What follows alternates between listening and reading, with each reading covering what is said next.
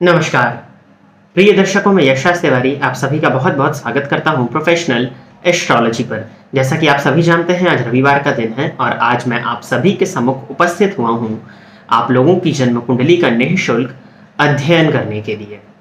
वो नए दर्शक जो इस कार्यक्रम को आज पहली बार देख रहे हैं, या अगर आप भी चाहते हैं कि आपकी जन्म कुंडली का अध्ययन मेरे द्वारा इस निःशुल्क कार्यक्रम में किया जाए, तो आप अपनी डिटेल्स जैसे कि आप अपना नाम, अपने जन्म की तिथि, अपने जन्म का समय और आप अपने जन्म का स्थान, ये चारों ही चीज़ें किसी भी एक स्पेसिफिक प्रश्न के साथ में इसी वीडियो के कमेंट सेक्शन में दे दीजिए। हमारी कोशिश यही रहेगी कि जल्दी से जल्दी आपकी जन्म कुंडली का अध्ययन मेरे द्वारा इस निःशुल्क कार्यक्रम में किया जाए।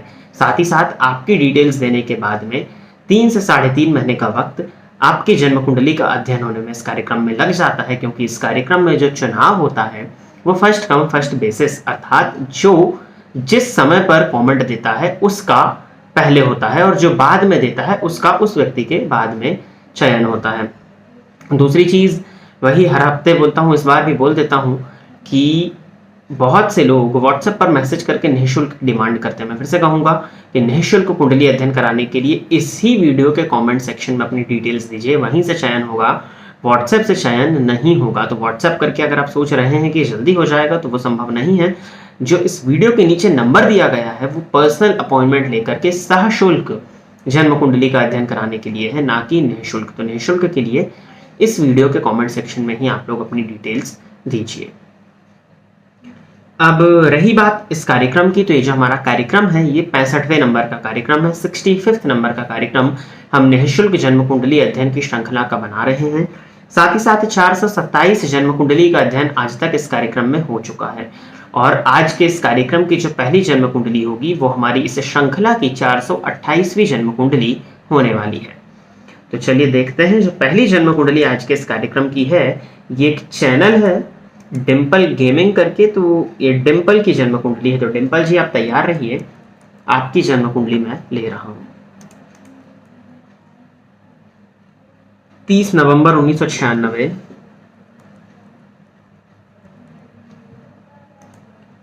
और जन्म का समय इन्होंने दिया है 1:15 AM। जन्म स्थान में आपने डिस्ट्रिक्ट दिया ही नहीं है, असम दिया हुआ है, बस आपने स्टेट का नाम दे दिया है। मैं कैपिटल ले लेता हूं। कन्या लग्न की हैं आप और राशि आपकी कर्क है, तो भूमि तत्वीय लग्न और जल तत्वीय राशि, इसको तो ठीक मानिए। अब लग्न में जाकर के राहु बैठे हैं, तो लग्नगत राहु वैसे तो उच्च राशि में बैठे हैं, तो लग्नगत राहु ठीक माने जाते हैं, कोई बहुत दिक्कत नहीं। लेकिन हाँ, व्यक्ति के व्यक्तित्व में भ्रम तो वो भर ही देते हैं, तो भ्रम की स्थिति रहती है। इन्होंने पूछा है करियर कैसा होगा, तो आपकी कुंडली के लग्नपति जाकर के पराक्रम भाव में बैठे हैं 29 अंश पर, स्वनक्षत्र में है लेकिन 29 अंश पर होने की वजह से बाल्यावस्था में है। किसी भी शुभ ग्रह की दृष्टि बुध पर नहीं पड़ रही है और नवमांश कुंडली में आपके बुध अर्थात लग्नेश नीच राशि में है। तो दशमेश और लग्नेश बुध हुए और नवमांश में उनका नीच राशि में जाकर के बैठ जाना इस बात की सूचना देता है कि कहीं ना कहीं कार्य क्षेत्र में अस्थिरता और संघर्ष, स्पेशली शुरुआती दिनों में अत्यधिक संघर्ष हो सकता है।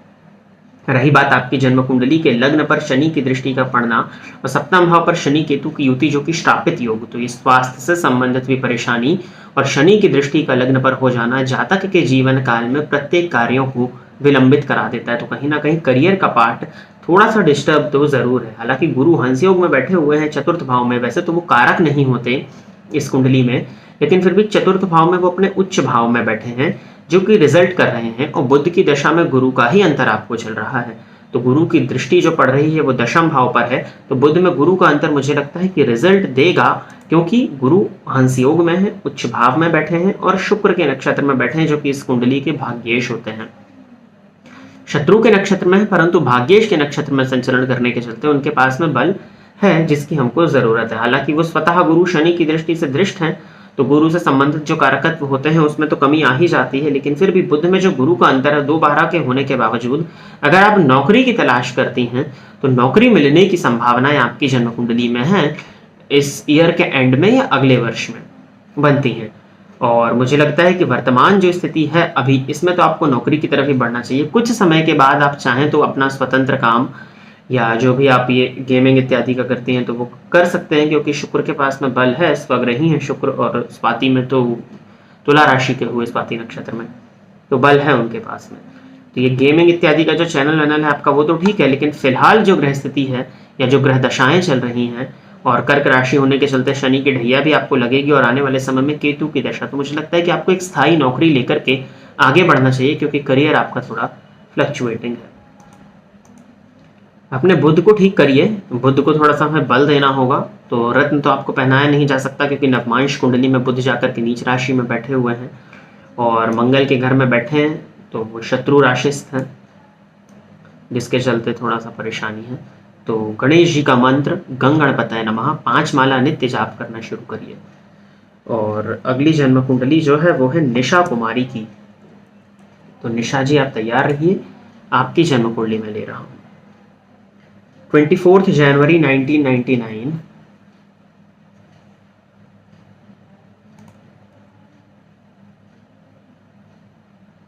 सुबह के 7:30 और जन्म है इनका दिल्ली का बर्थ है।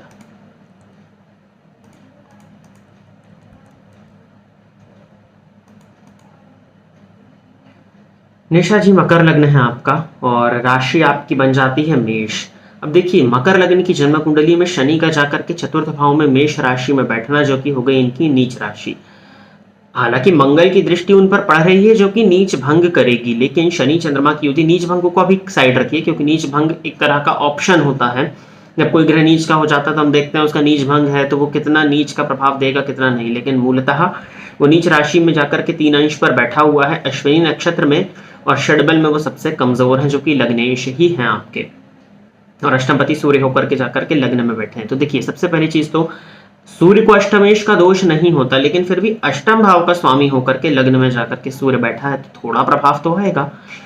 तो ये निरंतर संघर्ष को दर्शाता है, और लग्नपति का नीच राशि में जाकर के बैठना भी जातक के जीवन काल में सबसे ज्यादा संघर्ष, मतलब जीवन में अनेकानेक प्रकार का संघर्ष हो जाता है। वैसे भी चतुर्थ में शनि को उतना अच्छा नहीं माना जाता, और शनि की दृष्टि लग्न पर जाएगी, हालांकि उनका खुद का घर है, लेकिन वो अपने स्वभाव के अनुसार चीजों को विलंबित करेंगे। और शनि चंद्रमा की युति विषयोग और उस पर मंगल की दृष्टि, तो अगर मैं आपकी चंद्र कुंडली बनाऊं तो लग्न में ही विषयोग बना और उस पर मंगल की दृष्टि पड़ गई, और आपकी जन्म कुंडली में भी लग्न पर शनि और मंगल दोनों की संयुक्त दृष्टि जा रही है। इसका क्या होगा फल? सबसे पहली चीज तो आशा करता हूं मैं कि डिप्रेशन इत्यादि की स्थिति आपके साथ में ना बनी हो, क्योंकि आपकी जन्म कुंडली में यह स्थिति है कि लग्न पर शनि की दृष्टि, कोई भी काम वक्त पर नहीं होता, और मंगल की दृष्टि जब भी लग्न पर पड़ जाए तो ऐसा व्यक्ति धैर्य विहीन हो जाता है। पेशेंस नाम की चीज उसके अंदर नहीं रहती, स्पेशली जब वो आकारक होकर के दृष्टि डाल रहे हो। तो ये एक परेशानी के कारण आपकी कुंडली में है, जो कि संघर्ष को दर्शाता है। हालांकि शुक्र की दशा अभी तक चल रही थी, लेकिन वो भी अब अपने अंतिम चरण पर ही है।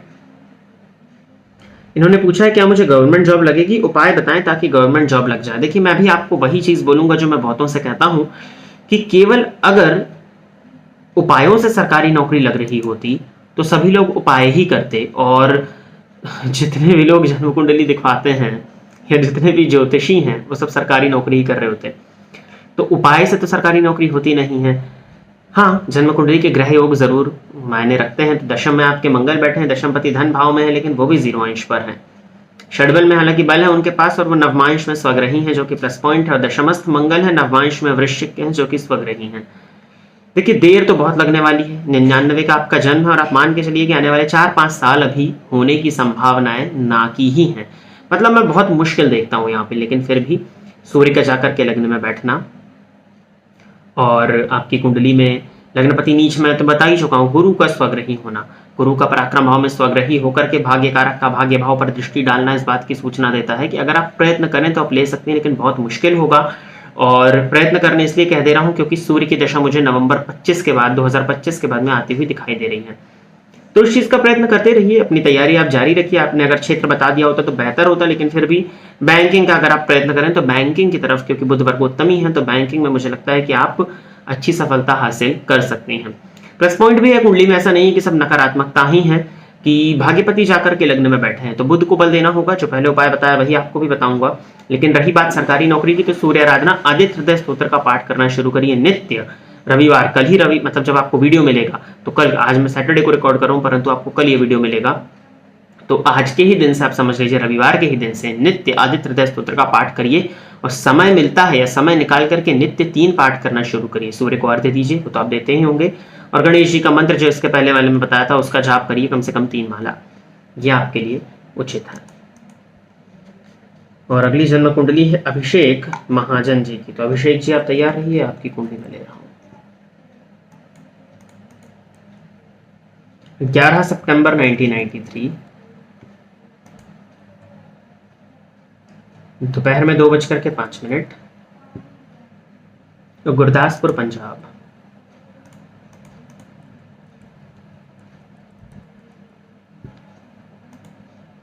वो दर्शक जो जन्म कुंडली का अध्ययन करना सीखना चाहते हैं वो मेरे साथ अपनी जन्म कुंडली जो मैं डिटेल्स बता रहा हूं अपने सॉफ्टवेयर में प्रिपेयर करते चलिए।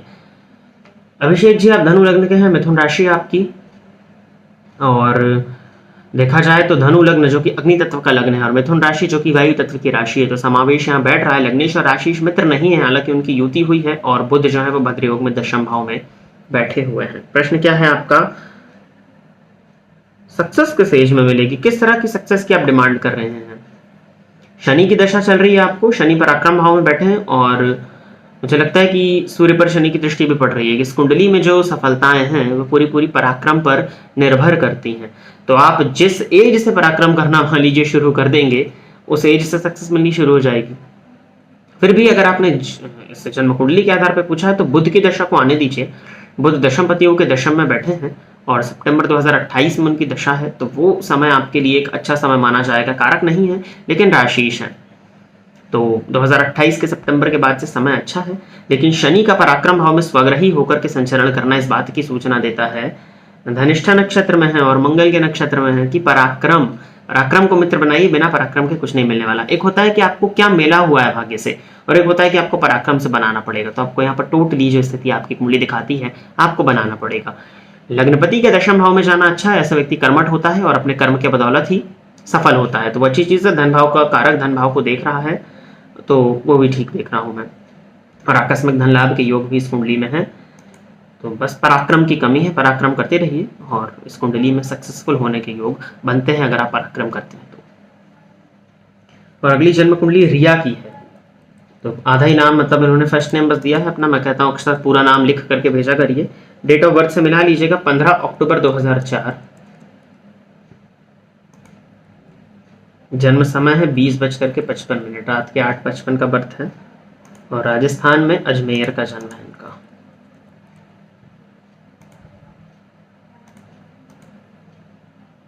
वृषभ लग्न है रिया आपकी और राशि आपकी तुला बनती है।